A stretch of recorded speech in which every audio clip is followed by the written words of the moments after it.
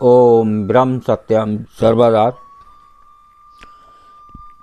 कौन सी नारी नरक की दासी होती है? तो आज वाणी है नरक की दासी पर। बहुत ही जबरदस्त सुंदर अद्भुत कबीरदास जी की वाणी। रात जगा बैरांडिया, रात जगा बैरांडिया, गावे विषया गीत। मारे लौंदा लापसी, गुरु न आवे चीत कबीरा, गुरु न आवे चीत। रात जगावे रांडिया, गावे बिसया गीत। मारे लौंदा लापसी, गुरु न आवे चीत। भोग विलासी पुरुषों को रिझाने के लिए वैश्या रात भर जागकर गाती है। रात जगावे रांडिया, गावे बिसया गीत। जो भोग विलासी पुरुष होते हैं उस पर कबीरदास जी ने लिखा है, उनको रिझाने के लिए वैश्या रात भर जागकर गाती है। और बता रहे हैं आगे कि और दिखावे के लिए व्रत करती है। देखिए, एक तो भोग विलासी पुरुषों के लिए रात भर जागकर गाती है और दिखावे के लिए व्रत करती है, और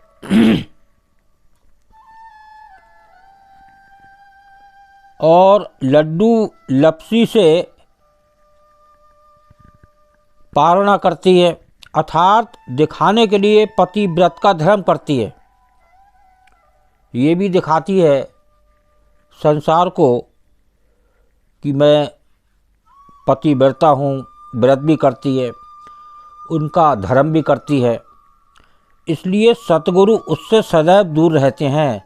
ऐसी स्त्री से जो रात भर किसी भोग विलासी पुरुषों को रिझाती है और दिखाने के लिए पति व्रत का व्रत भी करती है, तो ऐसी धारणा रखने वाली स्त्री को से वो सतगुरु हमेशा दूर रहते हैं। गुरु ना आवे चीत। आगे दूसरी वाणी को श्रवण करते हैं। कबीर जो कोई सुंदरी, कबीर जो कोई सुंदरी, जान करे विभिचार। ताहि न कबहु आदर, परम पुरस भरतार कबीरा, परम पुरस भरतार। कबीर जो कोई सुंदरी, जान करे व्यभिचार। ताहि न कबहु आदर, परम पुरुष भरतार। जो कोई सुंदरी जानबूझकर व्यभिचार करती है, उसको परम पुरुष परमात्मा कभी आदर नहीं देता। ऐसी स्त्री, ऐसी सुंदरी को जो जानबूझकर व्यभिचार करती है, तो ऐसी स्त्री के बारे में बता रहे हैं कि वो परम पुरुष परमात्मा कभी आदर नहीं करता। आगे वाणी को श्रवण करते हैं। ये बता रही है वाणी कि कौन सी नारी नरक की दासी होती है, उसको भी श्रवण करते हैं। राम नाम को छाड़ कर, राम नाम को छाड़ कर, कर और किया।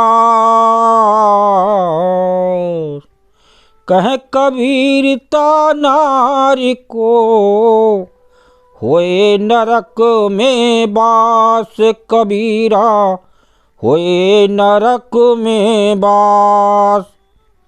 राम नाम को छाड़कर करे और की आस, कहे कबीर तानार को होए नरक में बास। जो राम नाम को छोड़कर किसी और का ध्यान करती है वो नारी नरक की दासी होती है।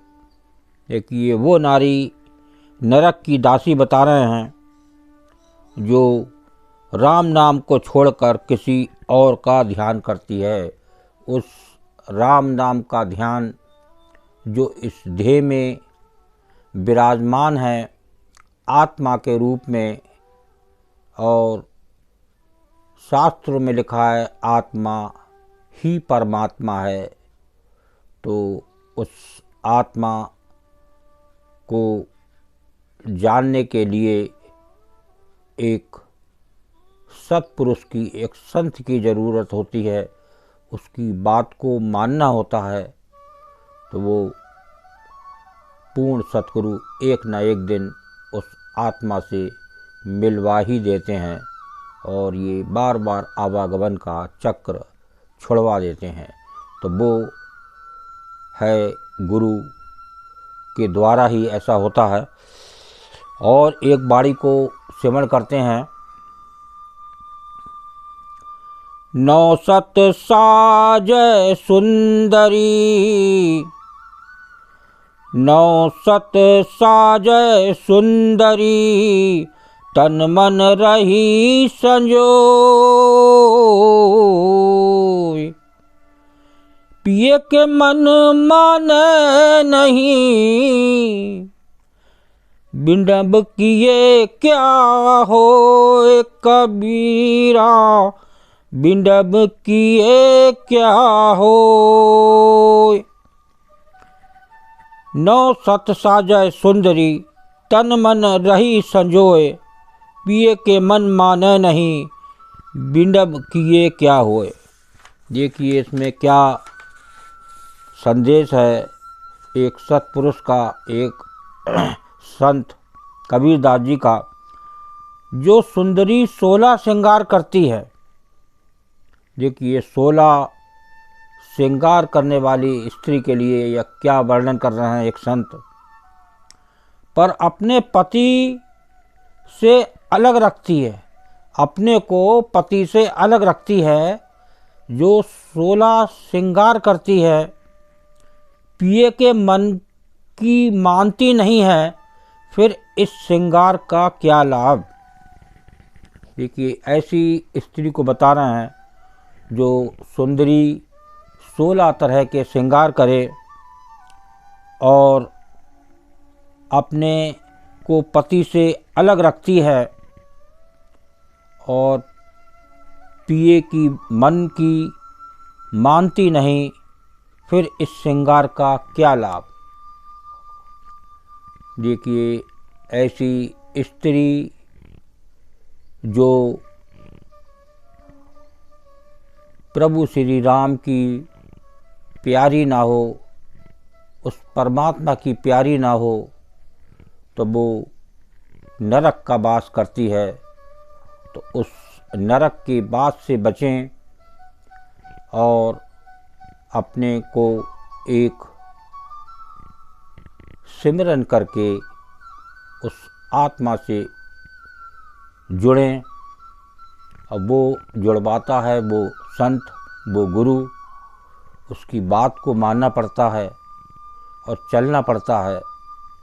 तब एक ना एक दिन वो गुरु आपको उस आत्मा से, उस आत्म तत्व से मिलवा ही देता है।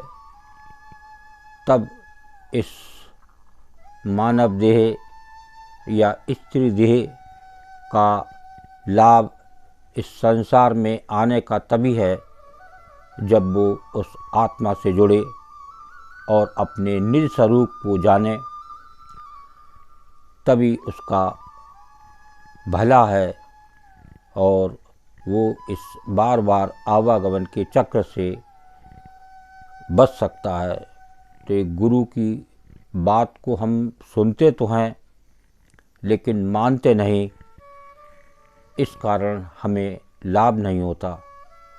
तो लाभ लेने के लिए उस गुरु की बात को उन शास्त्रों की बात को मानना पड़ेगा, अपने जीवन में उतारने से ही उसका लाभ हो सकता है। ओम ब्रह्म सत्यम सर्वदा। दास का अगर ये चैनल अच्छा लगा हो तो ज़रूर शेयर करें, और दास की फिर प्रार्थना कि उस आत्म तत्व से जुड़ें और अपने निज स्वरूप को जानें, तभी इस संसार में आने का लाभ है। ओम ब्रह्म सत्यम सर्वदा।